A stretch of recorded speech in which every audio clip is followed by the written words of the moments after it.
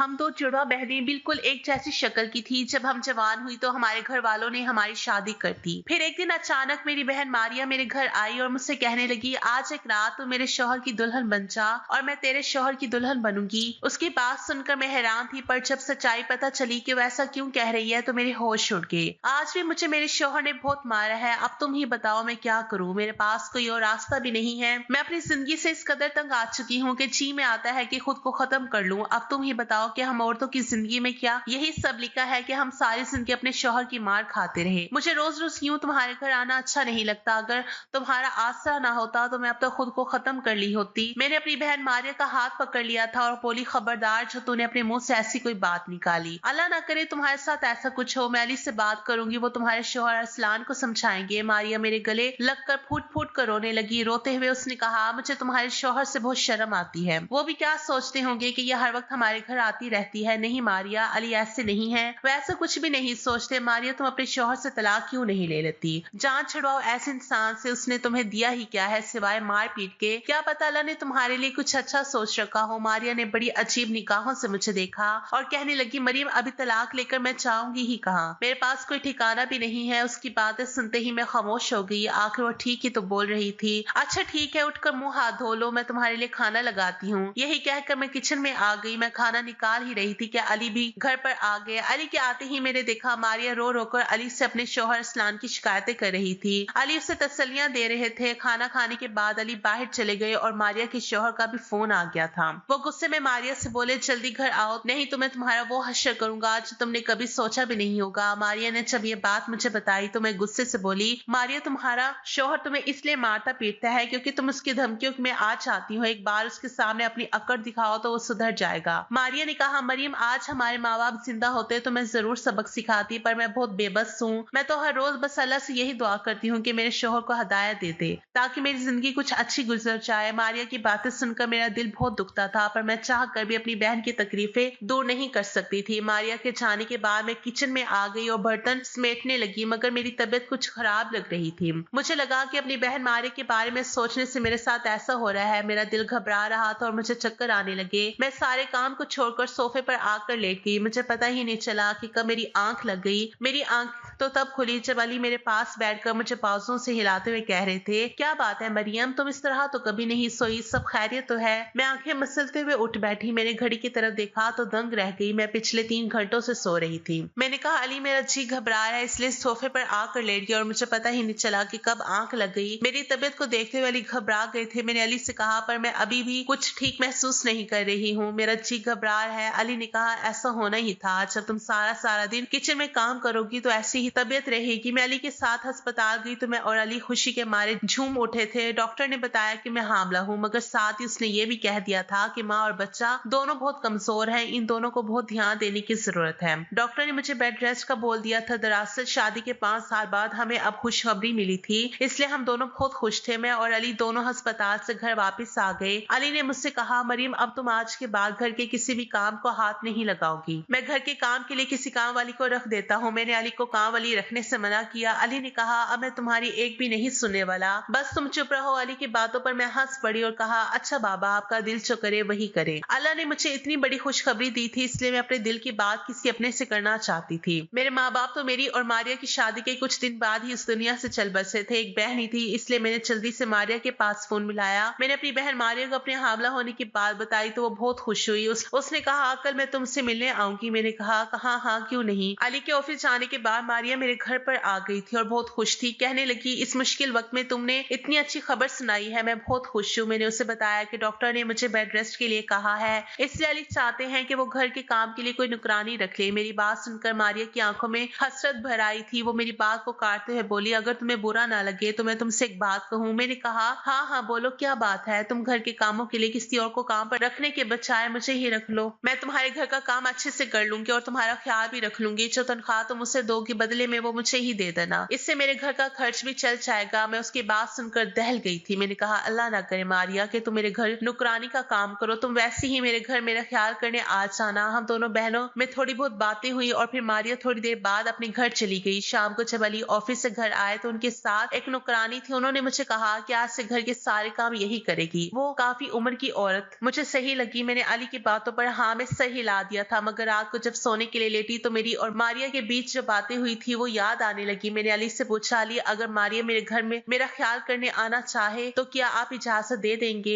अली ने मुझे घूरते हुए कहा, हरगिज नहीं, तुम्हारी आंखों पर तो तुम्हारी बहन की मोहब्बत की पट्टी बंदी है, पर मैं पुरानी बातें नहीं भूल सकता। कभी बीते दिन की बातें भी याद कर लिया करो तो तुम्हें सब कुछ समझ में आ जाएगा। अली के मुंह से ये सब सुनकर मेरी आंखों में आंसू आ गए थे। मैं सोच रही थी कि मुझे क्या जरूरत थी अपनी बहन की सारी बातें बताने की। काश मैंने अपनी बहन की बातों को नहीं बताया होता तो मुझे ये सब नहीं सुनना पड़ता। मेरी नुकरानी दिन रात घर के सारे काम करती और मैं आराम करती रहती। मुझे बहुत खाली वक्त मिलता, इन खाली टाइम में मैं अपनी बहन को बुला लिया करती। हम दोनों बहनें ढेर सारी बातें करते। धीरे धीरे करके वक्त गुजर रहा था। फिर अचानक अली को 2 दिनों के लिए शहर से बाहर जाना पड़ा, इसलिए मैं बहुत परेशान हो गई। वो मुझे कहने लगे, मैं तुम्हें ऐसी हालत में अकेला छोड़कर नहीं जाना चाहता। मुझे कुछ समझ में नहीं आ रहा कि मैं करूं तो क्या करूं। मैंने अली का हाथ पकड़ते हुए कहा, क्या हो गया आपको? आप बेफिक्र होकर जाइए, सिर्फ 2 ही दिनों की तो बात है और आपने तो घर के कामों के लिए नुकरानी भी रख दी है। मैं उससे अपने कमरे में सुला लिया करूंगी। अली बेबसी से मुझे देखते रह गए थे, फिर बोले, अगर मेरी मजबूरी नहीं होती तो मैं कभी भी तुम्हें इस हालत में छोड़कर नहीं चाहता। मैंने अली को दिलासा दिया तो वो मेरी बात मान गए और अपने सफर के लिए निकल गया। अली के जाने के बाद मैं सोचने लगी कि काश मारिया मुझसे मिलने आ जाती तो बहुत अच्छा होता। पूरा दिन मैं उसका इंतजार करती ही रह गई पर वो नहीं आई। लेकिन शाम के वक्त मेरी नुकरानी ने मुझसे कहा कि मैम साहब, आपसे मिलने आपकी बहन आई है। मारिया का नाम सुनते ही मैं खुश हो गई। मैंने कहा कि उसे अंदर भेज दो। मारिया जब मेरे पास मुझसे मिलने आई तो उसकी हालत देखकर मैं हैरान थी। उसके चेहरे पर जगह जगह चोट के निशान लगे थे और उसके बाल भी बिखरे हुए थे। वो मुझसे रो रो कर कहने लगी, मरियम मैं बहुत परेशान हूँ, मेरा घर अब टूटने से तू ही बचा सकती है। मेरे शौहर ने आज मुझे बहुत मारा और बोला कि अब मैं तुम्हें छोड़ दूंगा, मैं तुम्हें तलाक दे दूंगा। ऐसे मुश्किल वक्त में मैं किसका सहारा लूं? माँ बाप तो है ही नहीं, इसलिए मैं तुम्हारे पास आ गई हूँ कि अब तू ही मेरे शौहर को समझा। मैंने कहा, हाँ हाँ क्यों नहीं, पर रात होने वाली है, कल चलेंगे। मेरी बात सुनते ही वो रोने लगी। उसने कहा, नहीं आज ही चलते हैं, क्योंकि अगर आज इसका फैसला नहीं हुआ तो अब मैं इसके साथ नहीं रह सकती। अपनी बहन की हालत देखकर मुझे रहा नहीं गया। मैंने कहा, ठीक है चलते हैं। मैंने एक रिक्शा बुलाया और हम दोनों बहनें उसके घर के लिए निकल गए। जब मैं उसके घर पहुंची तो वो मुझे कमरे की तरफ लेकर गई। उसने कहा, मेरे शौहर इसी कमरे में है, अब तू ही इन्हें समझा सकती है। मैंने कहा, हाँ हाँ तू फिक्र मत कर, मुझसे जितना होगा मैं कोशिश करूंगी। जैसे ही उस कमरे के दरवाजे के पास गई, मारिया ने धक्का देकर मुझे उस कमरे में धकेल दिया और दरवाजे की कुंडी बाहर से लगा दी। ये सब देखकर तो मैं हैरान रह गई। अभी मैं कुछ सोच समझ ना सकी थी कि मैंने कुछ ऐसा देखा जिसे देखकर मेरे रोंगटे खड़े हो गए, क्योंकि कमरे के अंदर मेरी आंखों से आंसू बहते चले जा रहे थे। मैं आज से 5 वर्ष पीछे चली गई, क्योंकि 5 वर्ष पहले भी मेरे साथ कुछ ऐसा ही हुआ था। मैं कमरे में बंद थी और रो रो कर अपनी माँ को बुला रही थी। माँ जब कमरे के बाहर आई तो मुझसे कहने लगी, मरियम आज तुमने जो गुनाह किया है हम लोग कहीं मुंह दिखाने के काबिल नहीं बचे हैं। मैं तुम्हारे बाप को क्या बताऊंगी? मैंने कहा, माँ आप मेरी बात समझने की कोशिश करे। माँ ने कहा, बकवास बंद करो, मरियम तुम्हारे पापा घर पर आ गए हैं, तुम्हारी आवाज नहीं आनी चाहिए। मैं डरी सहमी थी इसलिए मैं चुप हो गई। पापा जब घर आए तो आते ही हम दोनों बहनों का पूछने लगे। तभी मुझे मारिया की आवाज सुनाई दी। मारिया और मैं दोनों जुड़वा बहनें थी। मारिया पापा के पास जाकर बैठ गई और कहने लगी, क्या हुआ पापा? मैं तो यहाँ हूँ। पापा ने कहा, हाँ पर मरियम कहाँ पर है? मारिया ने कहा, मत ले उसका नाम, उसने आपकी इज्जत खराब करने में कोई कसर नहीं छोड़ी है। तभी माँ की आवाज आई। माँ ने कहा, चुप करो तुम मारिया, जाओ खाना लेकर आओ। और मैं कमरे में बैठी ये सारी बातें सुनकर थर थर कांपने लगी। मारिया ने कहा, पापा मैंने मरियम को रंगे हाथों पकड़ लिया है, जो गुनाह उसने किया है वो माफी के काबिल नहीं। ये सब देखकर मुझे बर्दाश्त नहीं हुआ, इसलिए मैंने उसे कमरे में बंद कर दिया। पापा एक बात कहूँ, मरियम जैसी औलाद को तो मर ही जाना चाहिए, नहीं तो आगे चलकर वो आपकी इज्जत को खराब करने में कोई कसर नहीं छोड़ेगी। थोड़ी देर खामोशी रही, फिर अचानक मेरे कमरे का दरवाजा खुला। सामने पापा खड़े थे। उन्हें देखकर मैं थर थर कांप रही थी। उन्होंने मेरा हाथ पकड़ते हुए मुझे उठाया। ऐसा लग रहा था कि आज तो पापा मुझे जिंदा नहीं छोड़ेंगे। मेरी हालत देखकर पापा मेरे लिए पानी का गिलास लाए और मुझसे कहने लगे, मरियम पहले ये पानी पियो। मैंने कांपते हाथों से पानी का गिलास पकड़ा और पानी पीने लगी। पानी पीने के बाद पापा ने मुझसे कहा, अब बताओ क्या बात है, घर में किस किस्म का तमाशा लगा हुआ है? उनकी बातों पर मैं फूट फूट कर रोने लगी और रोते हुए बोली, पापा मैं वाकई में कसूरवार हूँ, मैंने बहुत बड़ा गुनाह कर दिया है, मैं आपकी अच्छी बेटी नहीं हूँ। पापा ने मेरे सिर पर हाथ रखा और बोले, पहले अपना कसूर बताओ। मैंने कहा, पापा आपने मुझे और मारिया को जो मोबाइल आकर दिया था उस पर मैंने फेसबुक की एक आईडी बनाई। फेसबुक पर मुलाकात मेरी अली नाम के लड़के से हुई। हम दोनों फोन पर बातें करते और उस बात की खबर किसी को नहीं थी। पर आज जब मैं उससे बात कर रही थी तो बातों में इतनी मगन हो गई थी कि मैंने ये नहीं देखा कि कमरे में कौन आया है, क्योंकि बात ही कुछ ऐसी थी। उसकी एक अच्छी जगह नौकरी हो गई है और वो हमारी शादी के बाद घर में करना चाहता है। तभी अचानक मारिया आ गई और उसने हमारी बातें सुन ली और उसने फोन मेरे हाथों से खींच लिया और मुझे इस कमरे में बंद कर दिया। पापा ने कहा, मरियम वैसे तो किसी भी गैर आदमी से इस तरह रात के वक्त बात करना गुनाह है? ये बात तो तुम्हें अच्छी तरीके से पता होगा। मैंने हाँ में अपना सर हिला दिया था, पर तुमने ऐसा क्यों किया? मैंने कहा पापा मैं बह गई थी। पापा ने कहा अच्छा ठीक है, मेरी बात उस लड़के से करवाओ। मैंने कहा पर फोन तो मारिया के पास है। पापा ने कहा ठीक है जाओ फोन लेकर आओ। मैं कमरे से बाहर गई और मारिया से कहा मुझे मोबाइल दो। मारिया ने कहा मुंह तोड़ दूंगी तुम्हारा अगर फिर से तुमने मोबाइल का नाम लिया तो। मैंने कहा मोबाइल मैं नहीं, पापा मांग रहे हैं। मेरी बात सुनकर वो दंग रह गई। फिर बड़ी मुश्किल से उसने मोबाइल मेरे हाथ में पकड़ा दिया। मैंने अली का नंबर मिलाया और बोली मेरे पापा तुमसे बात करना चाहते हैं। पापा और अली दोनों एक दूसरे से बात करने लगे। पापा ने कहा बेटा मुझे पता चला है कि तुम और मरियम एक दूसरे को पसंद करते हो। उधर से अली ने क्या बोला मुझे नहीं समझ में आया। पापा ने फोन रख दिया और मुझसे कहा कि वो लड़का तुमसे शादी करना चाहता है और अगले 1-2 दिनों में उसके घर वाले तुम्हें देखने हमारे घर आने वाले हैं। पापा की बात सुनकर तो मेरी खुशी की इंतहा ना रही। मैं बहुत खुश थी। पापा मुझे कमरे से बाहर लेकर आए और हम साथ बैठकर खाना खाने लगे। खाना खाते वक्त पापा ने माँ को भी ये बात बताई कि कल लड़के वाले मरियम को देखने आने वाले हैं। पापा की बात सुनकर माँ बहुत खुश हुई, पर मैंने देखा मारिया के चेहरे की रंगत उड़ गई। वो मुझे घो रही थी। अगले दिन बड़ी सी गाड़ी हमारे घर के सामने आकर रुकी थी। मोहल्ले वाले देखकर दंग रह गए थे। मैं तो खुद ही अली के घर वालों का रहन सहन देखकर दंग थी। वो बहुत ही अच्छे लोग थे। अली के घर वाले मेरे पापा और मेरी माँ दोनों को बहुत पसंद आए और इस तरह मेरा और अली का रिश्ता तय हो गया। पर मारिया तो मेरी दुश्मन बन गई थी। उसने हर मुमकिन कोशिश की थी मेरा यहाँ रिश्ता ना हो, लेकिन उसकी कोशिश नाकाम हो गई और मैं दुल्हन बनकर अली के घर आ गई। अली बहुत अच्छे थे, मैं उनके साथ बहुत खुश थी। कुछ दिन बाद पापा ने मारिया की भी शादी तय कर दी। मारिया को ससुराल मेरे ससुराल के कुछ ही दूरी पर था। जो कुछ भी उसने मेरे साथ किया था मैंने सारे रिश्ते उससे तोड़ दिए थे। पर माँ बाप के गुजरने के बाद एक दिन अचानक मारिया हमारे घर आ गई और उसने गुजरे दिनों की गलतियों का मुझसे माफी मांगने लगी और मैंने भी अपना दिल बड़ा करके उससे माफ कर दिया था। अब मारिया अक्सर ही हमारे घर आया करती थी। वो मुझे बताती कि उसका शौहर अच्छा इंसान नहीं है, वो एक शराबी है और उसे मारता पीटता रहता है। उसके दुख को सुनकर मैं भी दुखी हो जाती थी। अली को जब भी ये बात पता चलती कि मारिया घर पर आई है तो वो बहुत गुस्सा करते क्योंकि उसकी हरकतों से वाकिफ थे। वो मुझे समझाते हुए कहते मरियम तुम्हारी बहन अभी भी बदली नहीं है, वो वैसी की वैसी ही है। इस बात में मैं उनसे कहती कि नहीं अब वो बदल गई है। आप भी बेवजह बीती हुई बातों को अपने दिल पर लेकर बैठे हैं। मगर आज मारिया ने मुझे फिर से अंधेरे कमरे में बंद कर दिया। तब मुझे यकीन हुआ अली सच कहते थे, वो वाकई में नहीं बदली थी।